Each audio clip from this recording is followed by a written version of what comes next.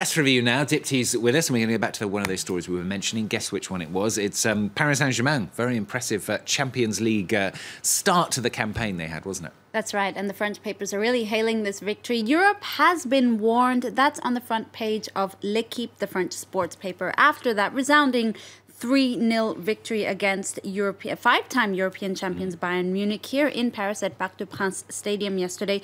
PSG, though, is still chasing after that elusive Champions League title. They've never gone past the quarterfinal. Clearly, this year they're hoping to change that. Now, Alves, Cavani and Neymar all scored goals for Le Parisien, or Aujourd'hui en France as it's known around the country. Paris has shown that it can play in the big leagues.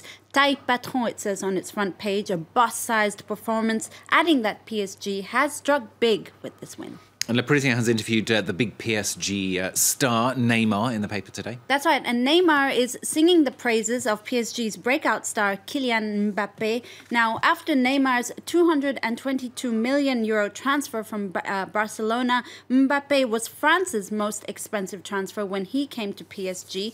Neymar, Mbappé and the Uruguayan striker Cavani form PSG's lethal offensive trio. And they're, by the way, Le Parisien reminds us, they're the most expensive with a combined value of about 460 million euros. Now, there might be tensions between Neymar and Cavani, but Neymar only has love for Mbappé in this interview. He calls him a mature and complete player, telling Le Parisien that it's a privilege to play alongside the 18-year-old. Okay, that's the sport. Let's move on to something some might say a little bit more serious. It is World Safe Abortion Day. Aims to raise awareness about the rights to abortion. Paris is taking part in events planned today. Never ever take the right to abortion for granted. That's the message from L'Humanité, the communist paper today. Now, here in Paris, across Europe and the world, women's rights groups are holding demonstrations on today, September 28th, to fight for the universal right to abortion, which still is a major issue in many countries. In Europe itself, L'Humanité reminds us that abortion is outlawed in Malta. In Cyprus and Ireland, it's severely restricted and only applicable to certain cases where the mother is in extreme danger. One activist interviewed by the paper, her name is Nelly Martin, she fears that the rise of the far right in Europe could actually impede the future of the fight for abortion. She says these, quote, opposition forces are having more and more of an important say in public debate, and for her that the necessity of continuing that fight for the right to abortion is more than ever prominent. It's budget time here in France. The government here presented its fiscal plan for 2018 yesterday. Take us through the battle then of the front pages, can you? It's indeed a battle of the front pages, because if you look at different front pages, you'll see how everyone's reporting it. They're taking their own spin on the budget.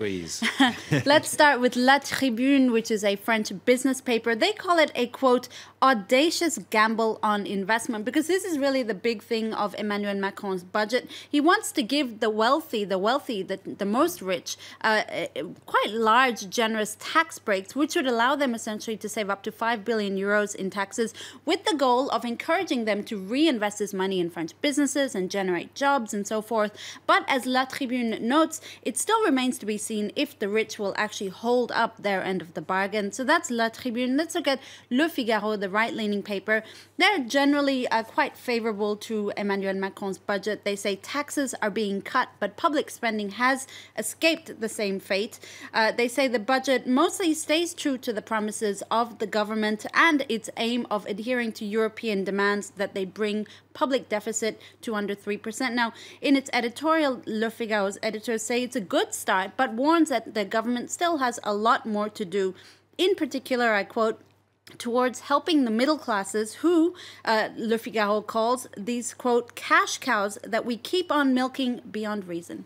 L'Humanité doesn't see it quite the same way, though, does it? No, L'Humanité has a totally different spin. They call Macron's first budget the one that'll pay for the rich. That's what they say on their front page. The editors are just as scathing. They call this budget and Macron in general the yacht syndrome. Basically, L'Humanité says that rarely in fiscal history has there been such a redistribution of wealth in the other sense. In other words, giving money, more money to the rich and not the poor. Macron, I quote, has dethroned Nicolas Sarkozy as the president of the wealthy. So a very scathing point of view there from L'Humanité. Finally, we're going to end with a vital story, very important story. Pigeons Paris's pigeon problem. Paris's pigeon poop problem. Paris's pigeon poop problem. I know this all too well because I got a pigeon poop-sized gift on my car this morning. Oh, your car. Okay, your shoulder. Okay. Not my head, which is good luck, right? The town hall of the 10th district in Paris, in eastern Paris, is facing a particular problematic pigeon issue. They poop everywhere. Their waste is deteriorating building facades. They're polluting the city. And they're costing Paris, according to Le Parisien, 150,000 euros a year. So it's a big problem. Yeah.